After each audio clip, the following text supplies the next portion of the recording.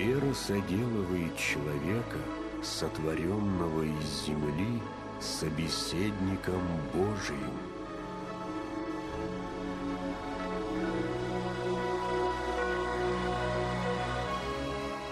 Беседа о четвертой части символа веры.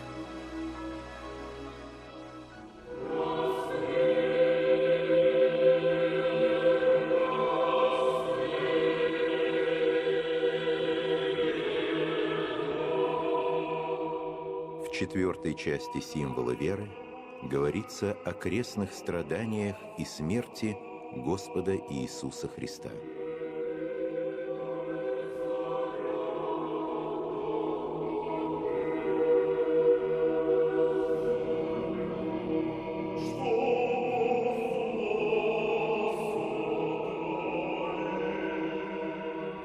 Распятого же заны при Понтийском Пилате и страдавша, и погребенна.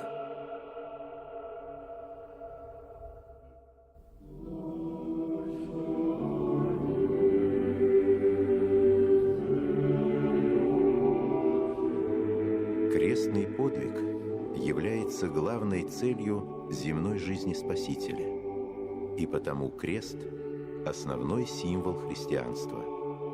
Крест – средоточие скорби, и крест же – защита и источник радости для христианина, ибо, пострадав на кресте, Христос притупил жало смерти и открыл нам дверь в Царствие Небесное. Христос неоднократно говорил, что именно ради этого момента Он пришел в мир.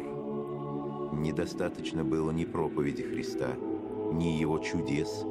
Для нашего соединения с Богом мало было того, что Бог-творец стал человеком. Мы возымели нужду в Боге не только воплотившемся, но и закланном.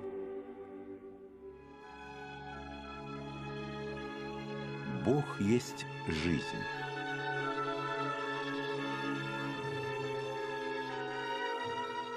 По убеждению христиан и по опыту любой развитой религиозной философской мысли, все, что существует, все, что живет, существует и живет в силу своей причастности Богу, своей взаимосвязи с Ним.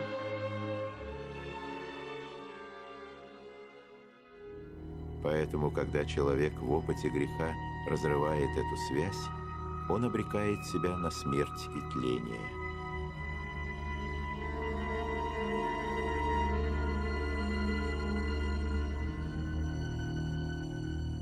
Чтобы люди могли быть спасены от давлеющего над ними проклятия смерти, могли обрести бессмертие, следовало восстановить связь с тем, кто только один бессмертен. Связь, которая, подобно невидимой лестнице, соединяет небо и землю. Люди не могли сами построить такую лестницу из своих заслуг, добродетелей, по которой они, как по ступеням Вавилонской башни, поднялись бы до неба. И тогда, поскольку земля сама не может вознестись до неба, небо склоняется к земле. Бог становится человеком. Слово становится плотью. Бог приходит на землю, чтобы разрушить власть смерти, на которую обрек себя человек.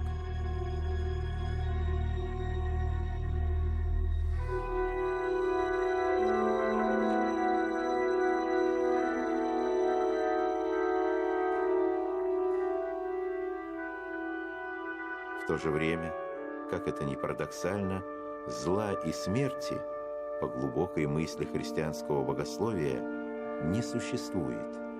Зло и смерть – это всегда лишь недостаток добра, благодати. Смерть – это пустота, небытие, ад – это место, где нет Бога. Пустоту можно устранить, только наполнив ее чем-то. Победить смерть можно только изнутри, наполнив ее жизнью. Поэтому Господь вбирает в себя опыт человеческой смерти, чтобы сокрушить ее изнутри своей вечностью. Крестная смерть есть венец и кульминация земной жизни Спасителя, ее цель и устремление. Светом креста освещаются многие события жизни Господа, выявляя глубокую внутреннюю закономерность течения евангельской истории. Как мы знаем, первое чудо Господь совершил на брачном пиру в Кане Галилейской. Он совершает его не сразу, уступая просьбе своей пречистой матери. Не знали ни ученики, ни его мать, что первое чудо радости тесно и таинственно сплетено с другим чудом, с другим часом, часом смерти. Не знали, что, притворив воду в вино, Иисус некогда притворит вино в свою спасительную кровь, пролитую за грехи мира.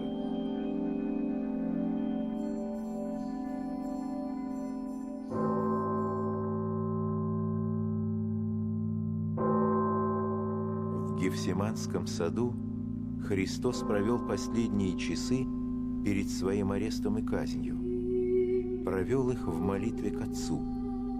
Евангелист Лука говорит, что когда Христос молился, кровь, как капли пота, стекала по лицу его. «Душа моя скорбит смертельно. Если возможно, доминует меня чаша сия». В этих словах не колебания, но ужас смерти, которая глубоко чужда обоженному естеству Бога-человека. Один только Христос познал, что такое подлинная смерть. Он один измерил всю меру агонии, потому что Он, будучи источником жизни, принял смерть за всех нас.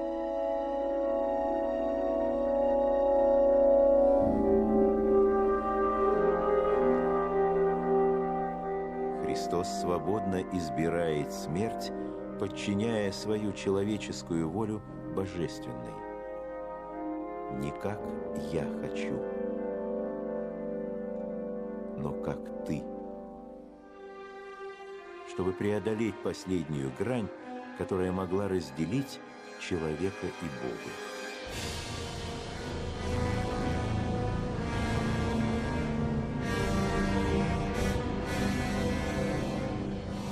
В Гефсиманском саду Христос был схвачен стражниками.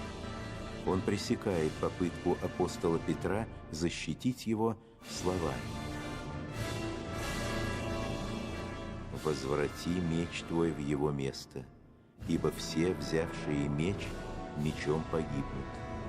Или думаешь, что я не могу теперь умолить Отца моего, и Он представит мне более, нежели 12 легионов ангелов?» За скорым судом последовала быстрая расправа. Свершилось то, что предвидел Господь, творя человека, его падение и свое распятие. Он знал, что некогда наступит момент в эпоху правления в Иудее римского прокуратора Понтия Пилата, когда он умрет за нас на кресте, чтобы научить истинной любви, которая ради любимого забывает о себе вплоть до смерти.